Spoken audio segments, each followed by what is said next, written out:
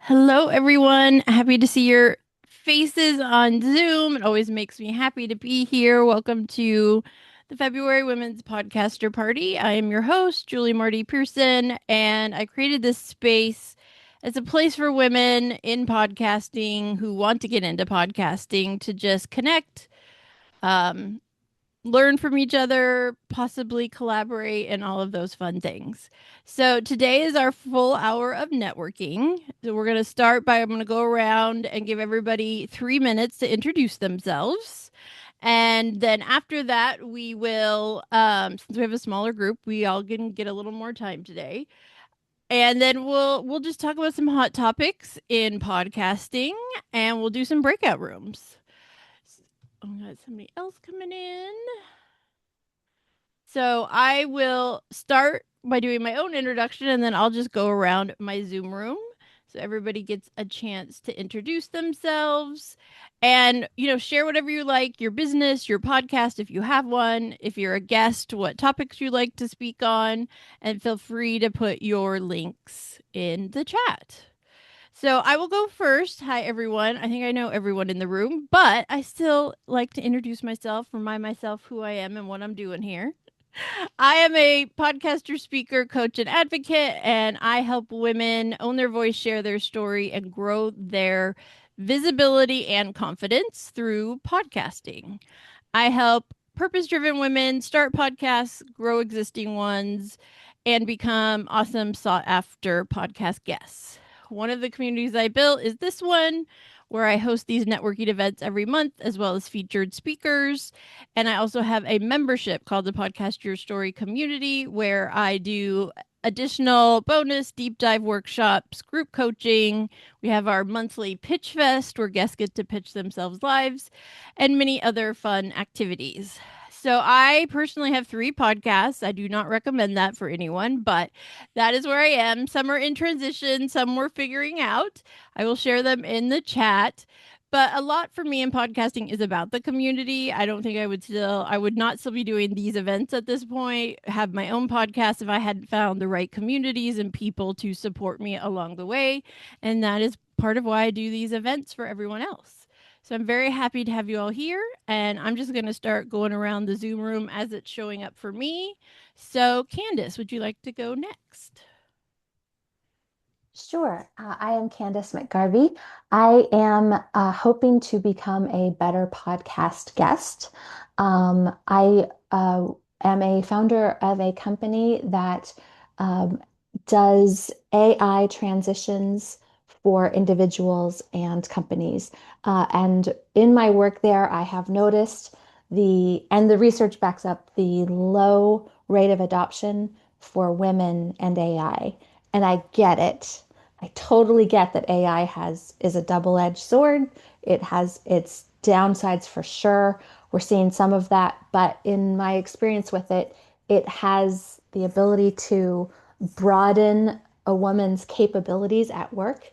And I see it as a great tool as we try to equalize, to create some more equity in the professional world between men and women. So I'm an advocate for using AI in a way that benefits you as a person, as a woman, and that includes around ideas of self-care.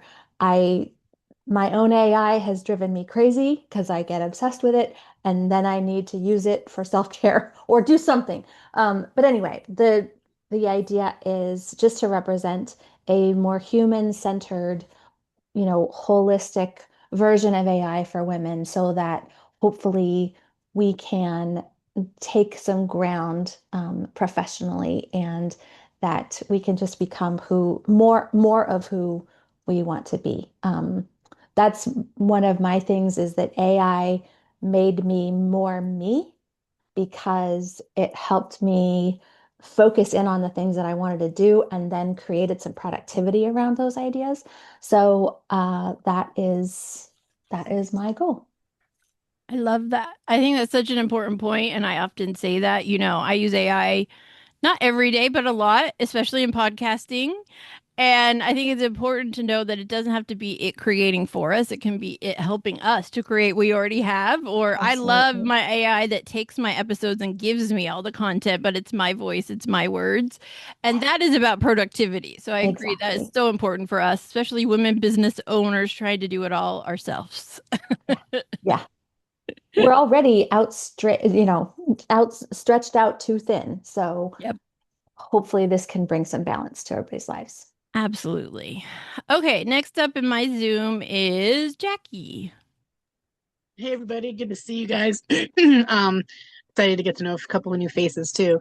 Coach Jackie, I'm your freedom mentor, and I have a passion for helping women awaken, empower, and own who they are fully and unapologetically in this world, so they can really fulfill that freedom life and create the life they desire, but fit the success and money into it, not the other way around, like we were taught when we were growing up. Um, and I'm a full-time nomad. I live full-time in Colorado right now, in no man's land, Colorado, out over the ski mountain, not near Denver, not near the populated areas, not near Connie. We're in the middle of nowhere.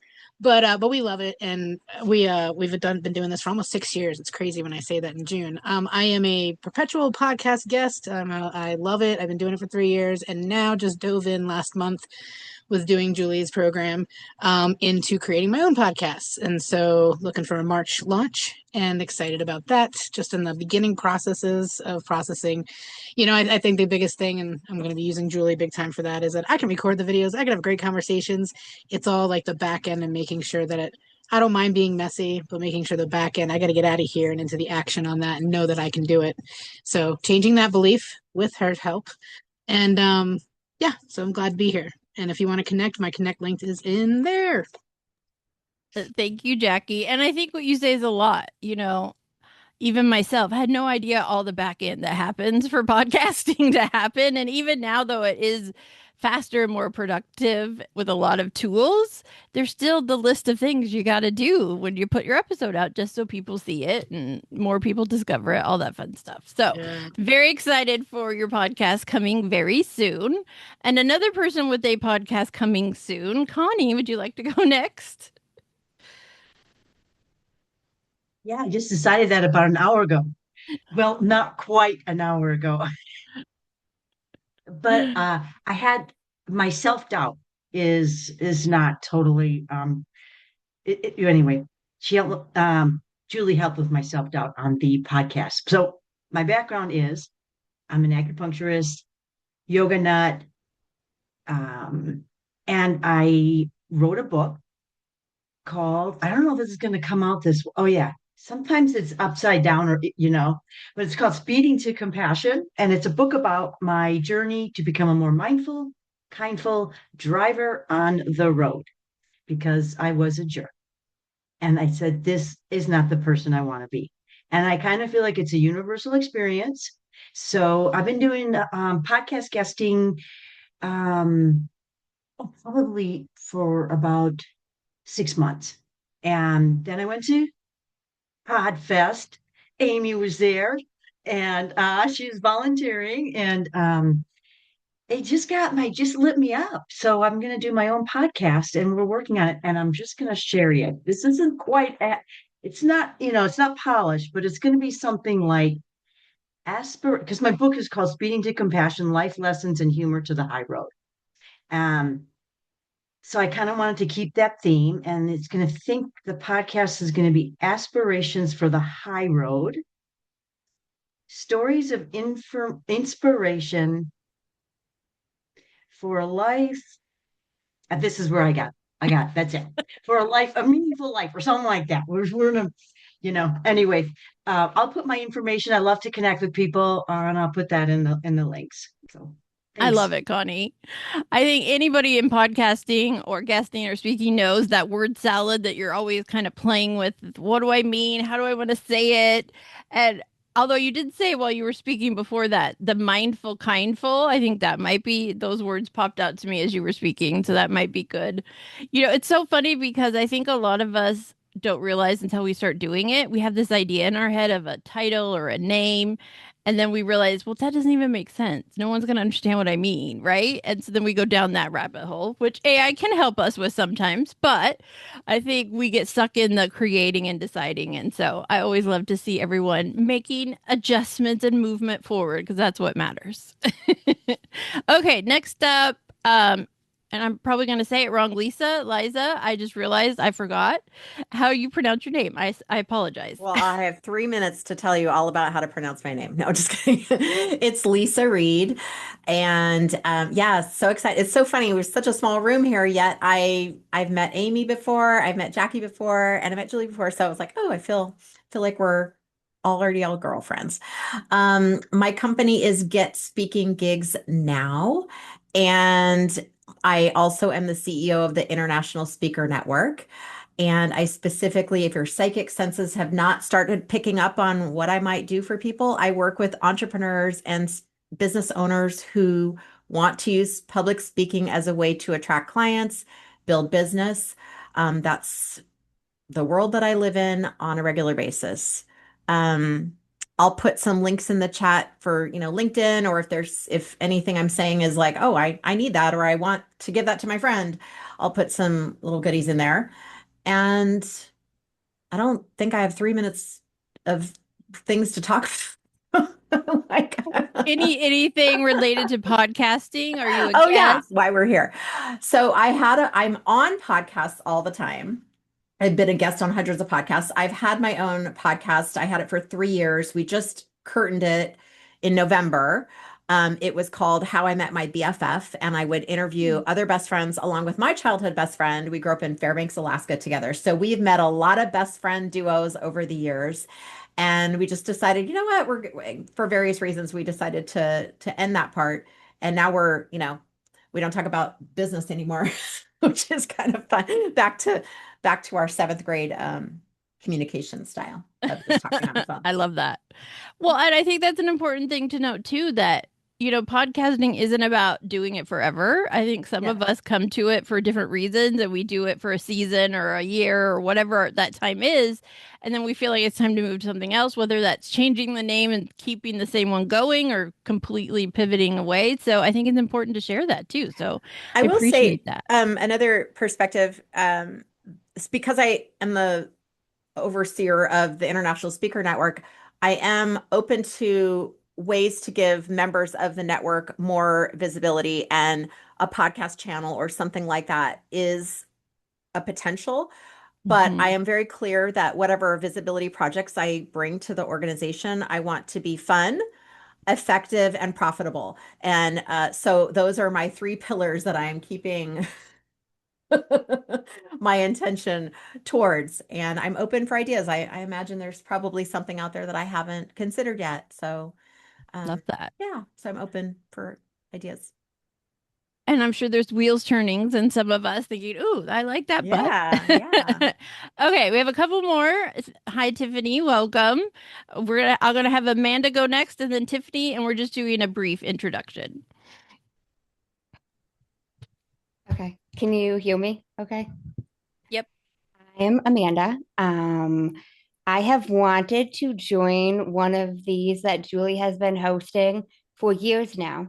And yeah, yep, I finally just made the plunge and just decided to do it.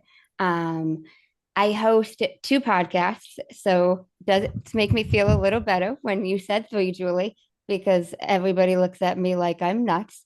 Um, First one is Mander's Mindset. That's my main one. I launched it 3 years ago. I speak to a wide range of people pretty much about something that has shifted in their life and they show up differently in the world. Maybe they launched a business, maybe they left a relationship, or they started a podcast, they lost a lot of weight, something shifted in their life, and speak to them basically about what that internal shift was. Second podcast is Breathwork Magic. I also facilitate something called Breathwork, and I found myself on the Mindset podcast wanting to speak to people about breathwork, and it kind of hit me that that's not necessarily what people are coming to Manda's Mindset for. So I launched the second one. I've only been doing that one a little over a year now. And yeah, and I'm just looking to connect with more like-minded women within the community. Love it. And that's so true. I think some of us in the room have, whether it's a project or a book or a podcast. I know it's one of the reasons I started my third, because like there was stuff I wanted to talk about, but it wasn't right for my podcast about podcasting. I needed somewhere else to put it, right? Even if it's the same conversation with someone.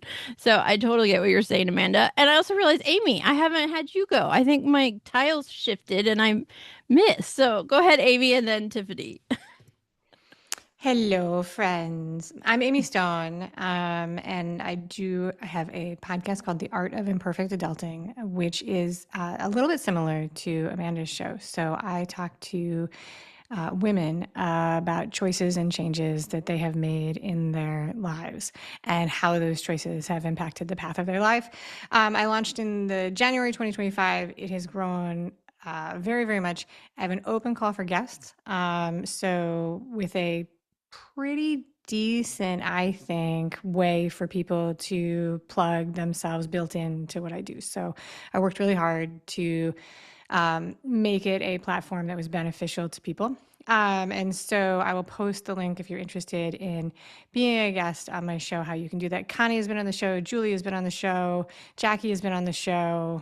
I think that's it. Lisa has not been on the show, but could be on the show. I feel like I know a secret about Lisa because we talked a long time ago. She's a very talented individual. It's not actually a secret. It's a very public part of her life.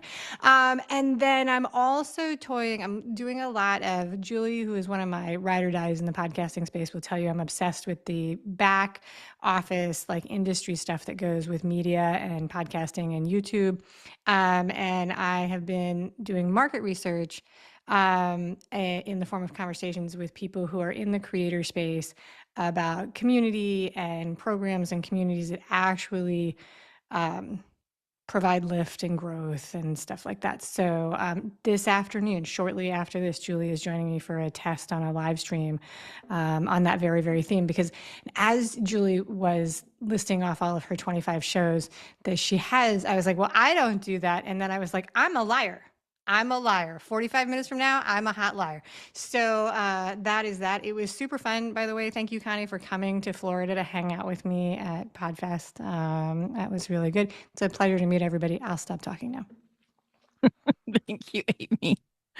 Yes. And I'm very still FOMO over not getting to go to PodFest, especially when I started seeing Amy and Connie posting and everybody seeing each other. I'm like, oh, that's the best thing of things like PodFest is the in-person interaction.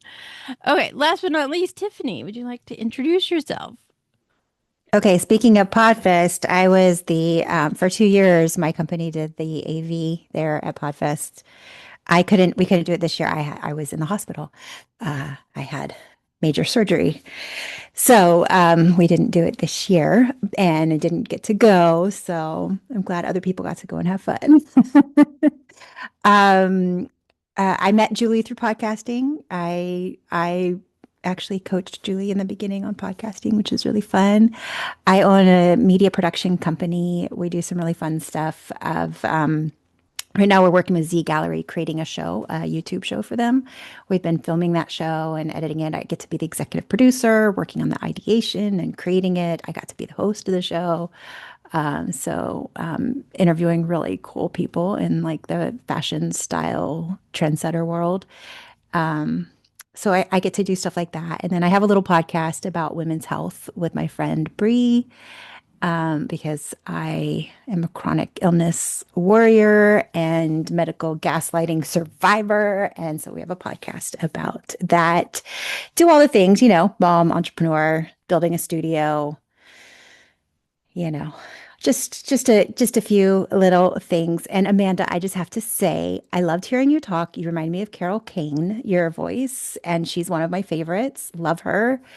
So it's fun to hear you talk in your voice. It's a very special voice. So I'm a voice person. I like voices, and yes. So very nice to meet you all. I love Julie. Julie is a very special person to me. And I have been wanting to come to one of these for forever. And this is like the first day that I didn't have a meeting or a doctor's appointment or an event or something else. I have to admit, I was exhausted and almost didn't make it. So I'm sorry I was late. No worries. I couldn't find my computer and I left it in my car. So anyway, hi, everybody. I think that's a good example of how a lot of us feel right now. It's like, I'm supposed to be doing something, but I don't even know where the tool is that I need to do it. And I will say, it's so funny when I was making the decision not to go to Podfest for many reasons. One of the reasons was I kept thinking, well, I'll see Tiffany and David. And then I'm like, no, I won't. She's in the hospital. She's not going to be there. There were many of us that have gone consistently for the last few years that couldn't make it, but I'm so glad Amy and Connie and many others got to go. And one of the reasons I bring up Podfest is I started calling it, instead of Podfest, it's the Podfam reunion. It's our family reunion every year. It's the one time a year we all get to actually see each other physically in the same room. And so I always widely tell people that is a great thing to find within podcasting too, is find those places where you can go to in-person meetups, whether it's a local podcasting thing, one of the bigger conferences, because there is nothing like being in the same room with your pod people and just connecting and also just having fun. I mean, I got to go to Disney World both years I went to Podfest, so I am not complaining. That was added on bonus. So before we jump into some topics and breakout rooms, I want to grab a photo while everyone is still here. I know a couple people have to leave early. And for those of you that haven't been here before, I take a photo every time and then I post it on all my socials and tag everyone. I found that is the easiest way for you to all connect to each other after. It's hard to go back through the chat. Alrighty, I'll give everybody a countdown. Oops, I'm gonna move that. That little pop-up showed up. Okay, 1, 2, 3.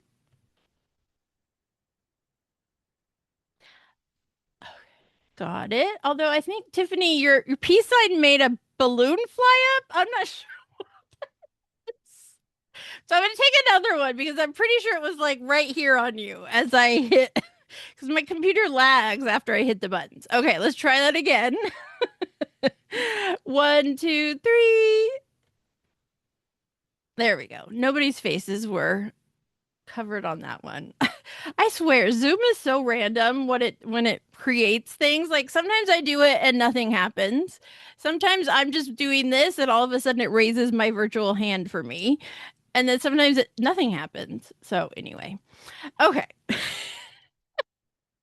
So I think I'm going to start off with some breakout rooms since everybody got a little more time to talk individually. But I think I'm going to do a question for you guys to discuss and answer in your rooms. Let me make sure there's at least 2 people in every room. And let's go with this question. If you've been in podcasting, what is one thing you would tell a new podcaster? And if you are new to or doing new things in podcasting, what is your one question you would like to ask a successful podcaster? You can choose which side of those you want to go with, but I am excited to hear these. Let's do 6 minutes, and I will sit here and wait for you and have you all report back because I can't wait to hear what you guys come up with. Okay, see you back in 6 minutes.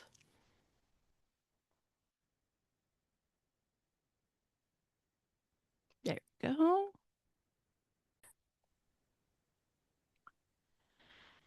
How was that? Was it enough time? Could you just keep talking? I know we So, always like to Julie, let. poor Amanda, being in a room with Amy and me.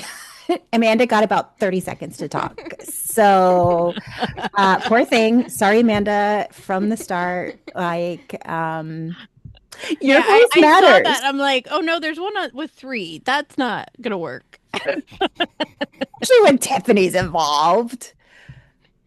Well, what I have learned, put 2 podcasters in a room and you could go for hours, right? I Yeah. think, and often that's what happens when I guest on my friend podcast and it's just like gapping for an hour and a half.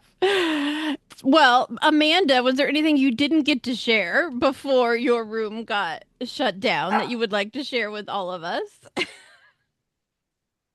anything I didn't get to share, but we had an interesting conversation because like all of us are already podcasters and have been for a little bit, so it was an interesting conversation. Yeah, I'm sure it's a different perspective, right? And I think a couple newer people got in a group together. So, anyone else want to share something they shared or their group talked about? Feel free to just unmute and share with us. Oh, Candace and I definitely could have gone on for a lot longer. I'm like, I'm sending you a calendar link. We're not done. It was really fun to talk. Yeah. I mean, I think even if we're not talking about podcasting, any of us could just chat, right? I think one of the things I love about the online space is we get to connect with so many more people than, when you're in a 9 to 5 type of office. And that's what I love. But then it's also hard because I have so many amazing women I know all over. It's like, when do I get to actually see you in person? Like, so, maybe there's an in-person event coming sometime soon. I have discussed that before with others. Amy, I'm looking at you because there is nothing like the energy when you're in person. And I remember my first Podfest, and I was walking through the hotel, and I'm like, I think I know that person. Do I know that person? And it was such a weird feeling because like you knew them, but you didn't because you've never met them in person. Anyway, I could go on about that. When Anybody our else? studio is open, Julie, Yes, use it. Use it. Have it be a home away from home for you. If you like. absolutely. Luckily, it's only a couple hours away from me, so. We'll set up a cot for you there. You can sleep there. We talk You about that all the know, I used to commute to work, and several universities I worked at, I lived on campus or rented rooms from faculty during the week and then came home on the weekends. I do not miss that, but I could do it once in a while. Yeah. Yeah.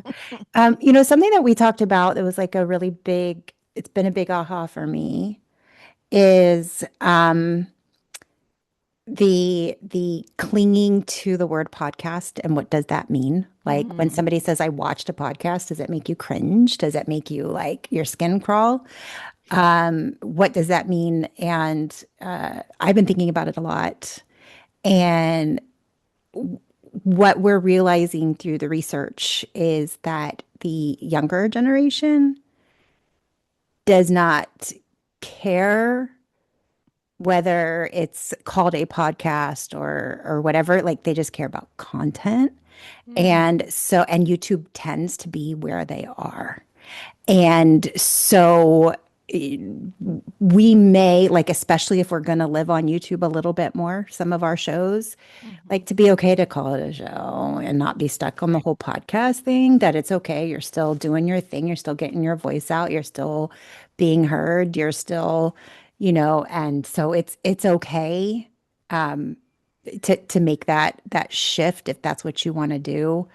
It's also okay to just stay in audio if you want and just stay, in podcast world, but that really as times are changing, we may want to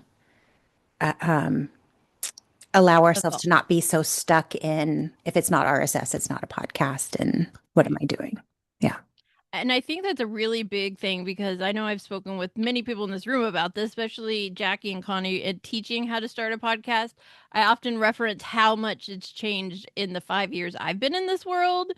And when I started my pet podcast, it was audio only. It was only an RSS feed. I had one cover, and that cover was the image for everything. But that's also how it was done. That's what a podcast meant in 2021. That's what you did, right? And that has evolved, but it's also expanded, which is why it's so great and it's going to continue to grow. But yeah, there are naysayers that podcast only means audio only. It's like, well, that's not true because anyone on YouTube is really doing a podcast, even if they're not calling it that, right? It is more about the content. And one of the things I always say with audio versus video is you shouldn't see it as one or the other. You should see it as one and because there are people, sometimes it's generational, sometimes it's other, you know, aspects that only go to Apple audio only for their podcast or only go to YouTube for their podcast.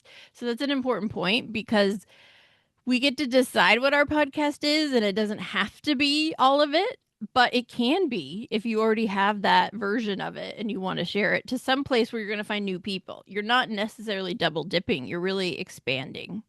So I thank you. I think that's an important point, especially for the newbies. We can't do it all, But if you already edited the video, you should be using it. I guess that's an example of.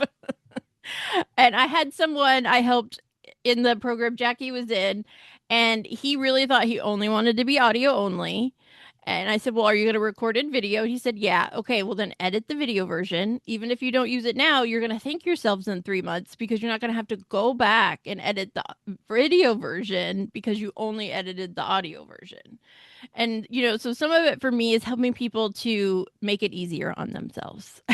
Which is I'm always looking for. I know we all are. I know that's why we go to AI, Candace, like easier, quicker, more productive. But sometimes you have to try it to figure out what those steps are. So, any other advice or ahas anybody wants to share with the group?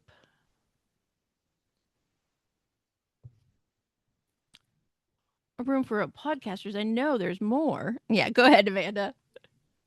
Something I said in our little chat, but for the newbies is to just start, like whatever that looks like for you. Like I launched my first one in 2023 and I was recording the video, but I was doing it just from my phone on Zoom. Like I didn't have a computer, I didn't have a mic, so I was only releasing the audio. It didn't sound great, but it just got me out there. It got me started, and I think we can sometimes spend forever planning and trying to make it perfect and what is it going to sound like, what's the word going to be, what's all of the above, but you get better at anything with practice and with doing it. So, absolutely. Yeah, the first episodes I put out from Zoom were not edited. There were dogs barking, interruptions, but people still listen to it, right? Sometimes you have to do it and then you learn as you go, which, podcasting is always changing. So you have to learn as you go too. Nothing, it's like you're never going to be all right. It's not like a book where once it's out, it's stuck. Podcasting changes and you get to change every day if you want to. And I also think the other side of that is even if you're not sure yet, there are easy fixes for some of those things that you're worried about, like audio and how well it looks or how easy it is to hear it. And an example of this, Connie had to leave, but she was telling me how she met someone at Podfest. I can't think of his name yet, but he's the brother of Vanna White from Wheel of Fortune, and I met him the year before, and a friend of mine did too. So he has a podcast where he interviews siblings, cousins of famous people, so famous adjacent. And so I know he's been doing it for years. She even said he told her he had one sponsor that was paying him $50,000 to sponsor his show. So she was on a road trip with her daughter and they decided to listen to it. She said the audio quality was so bad they had to turn it off. That he actually made mistakes and resaid things, but it wasn't edited out in an ad that he read himself. That his voice wasn't good. And then when his guest, who was the sister of Dolly Parton, like that's an important guest, she said her audio was so bad they couldn't understand it and they turned it off. And so I'm sharing that because it was kind of an aha for her.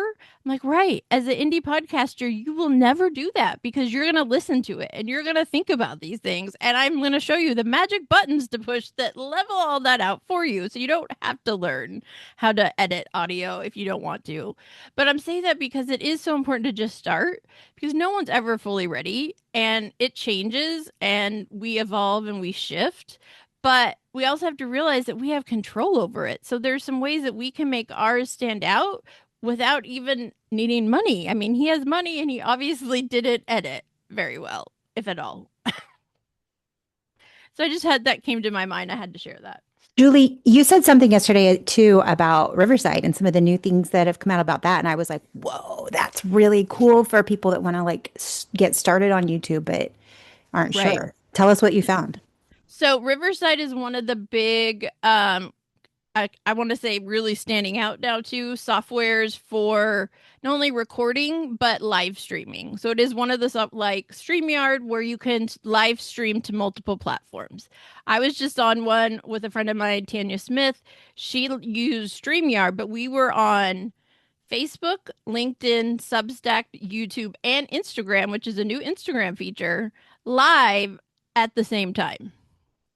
And so you have to have a platform that does it. Zoom cannot do that. Zoom only live streams to one place at a time.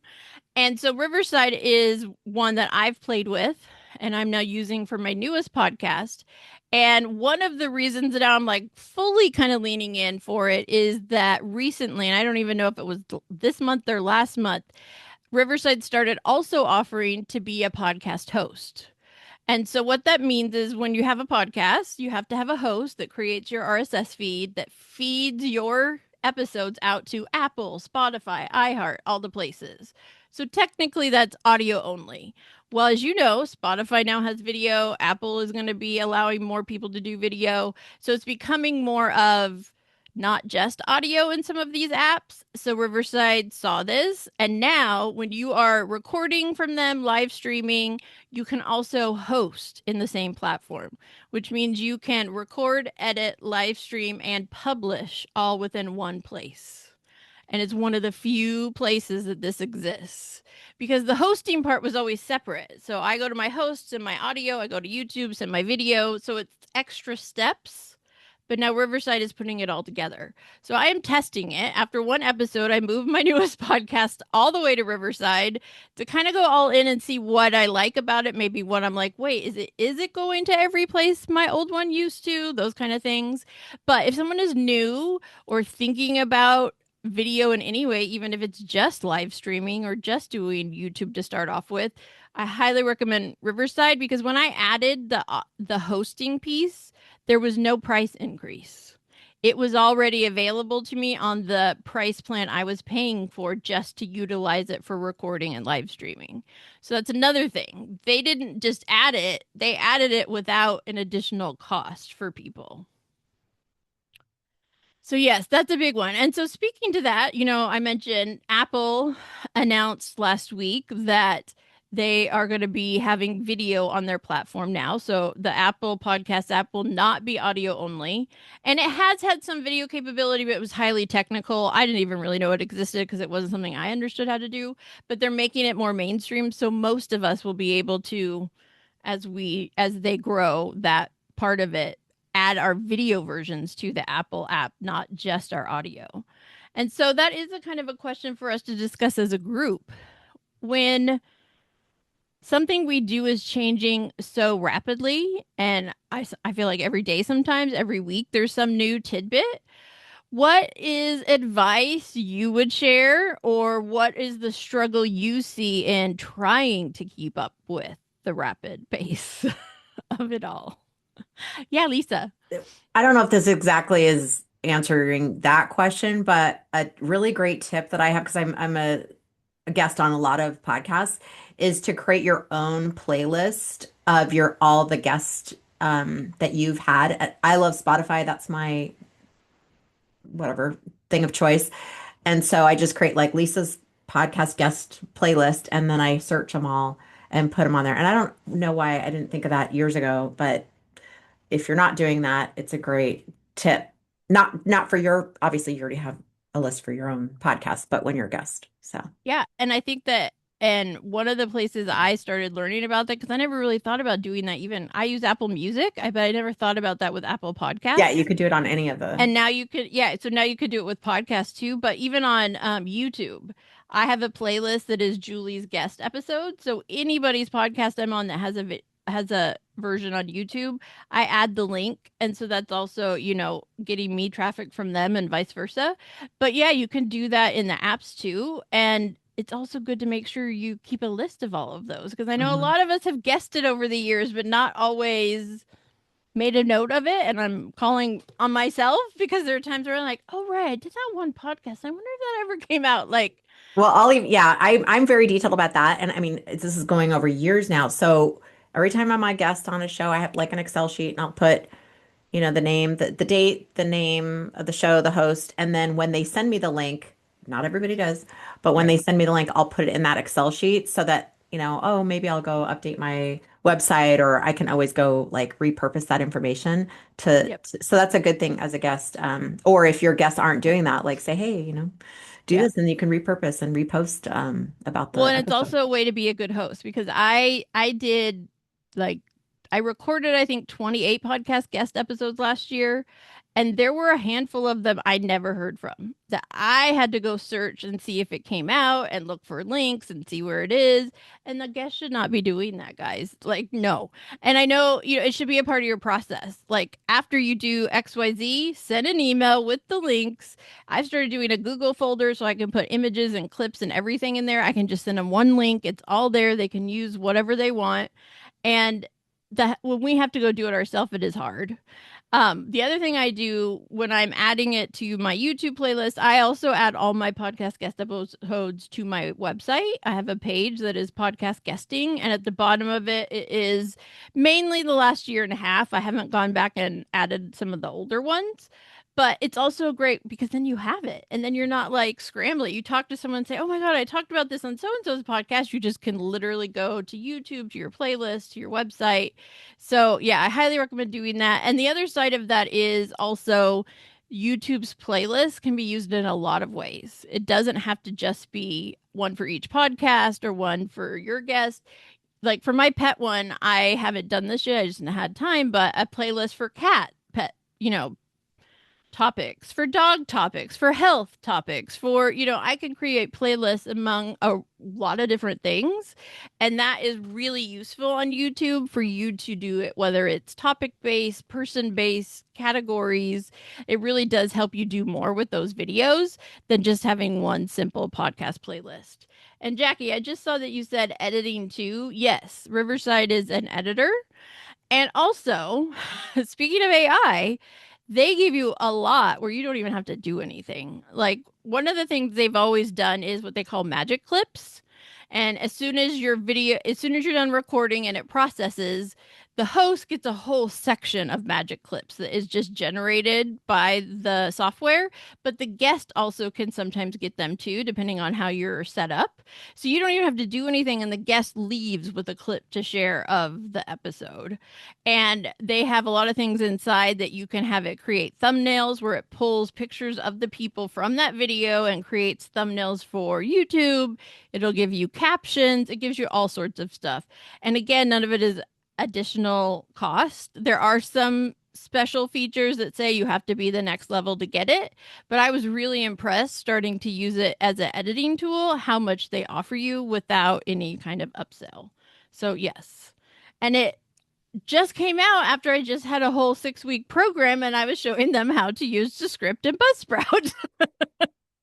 And that's how quickly this world changes. That was actually what I was going to say. So Friday, you're going to show me Riverside. No, I was kidding. Yep. There we go. So in my membership, I do monthly group coaching sessions, strategy sessions, and those are just times for anybody in the membership to show up and say, "Hey, I have a question," or having an issue with this or that, so that we can kind of talk through it together. So yeah, we'll be talking about Riverside this Friday in the membership. So I know we only have a few minutes left. I would love to hear from everyone. Is there something you are looking to learn more about? You're looking for support with a topic maybe you're specifically looking to have on your podcast or something like that? I'd love to hear if there's any ask or thing you would like to share with the group that we might all be able to help you with or think about and get back to you. And I'll just leave it up to anybody who wants to share. I would say with as much experience on the screen right now, what are the most important things that you make sure that are in your like show notes or in your recap of your thing that's not overwhelming for the person who is actually like, do they even read it?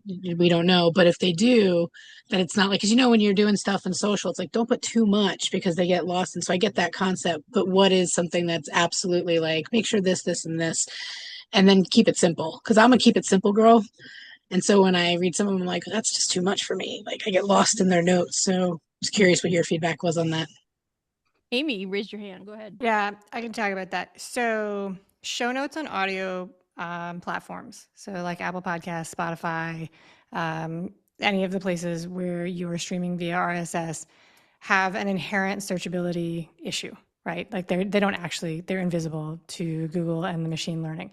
And so it's just there for the people who read it. You want to put your first think of it like the first meta contact information, the first 150 words or so. You want to be very keyword heavy. The main topic of the episode, the name of the guest, any geotagging you want to do. That's really it. And then it's the experience of the person who's reading it. YouTube is different because that content is going to be scanned by the gremlin robots all over the internet. What is more important for long-term searchability on all of the platforms, if you can do it, is the transcript. So wherever you can to include a text-based transcript in your host or in YouTube for captions or anything like that, that's going to get you the biggest bang for the buck. And I don't do this, but if you have a niche theme-based show, you can be intentional about writing your questions for how you want things to show up, because search and machine learning is actually all designed to be query based. And so if you have a show about furniture and you know that there are 10 FAQs that people ask about furniture, if you can be intentional to ask your questions and get the answers from your guests about that, that's going to give you the best bang for your buck. And you can send me your payment for a masterclass in search and how it works to my name is Amy and I'm secretly-a-geek.com. The other, Jackie, I'm going to agree with Amy on all of her things. I'm also going to say you will get the people that click on your show notes. I'm a clicker when there's something interesting and I'm like, oh, I want to connect with that guest. Or if you mention in your episode, oh, if you liked this topic, make sure you go back to episode 3 where I discussed XYZ. Link that in your show notes. Like if somebody mentions something and I want to find that book, I want to connect with that guest, I want to listen to that episode, make sure it's in the show notes, because it's not going to be like, the thing that gets people to your show, but it may be the thing that keeps people interacting with your show and with your guests. And especially if you put in your show notes, if you liked this episode, here's 3 more on this topic, or, 3 more guests that I think you'll really like other episodes like this one, because you'll get, even if it's only 5 people that read your show notes, well, then that's 5 more listens on those episodes, or 5 more people connecting with that guest from you, which then the guest sees you as valuable.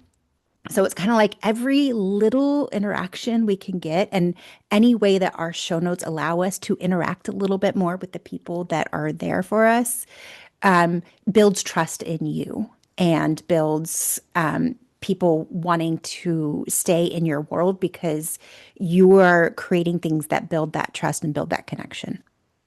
Yeah, I agree with everything Tiffany said, and I'll double down on that, because what she's saying is that's a real person reading the show notes.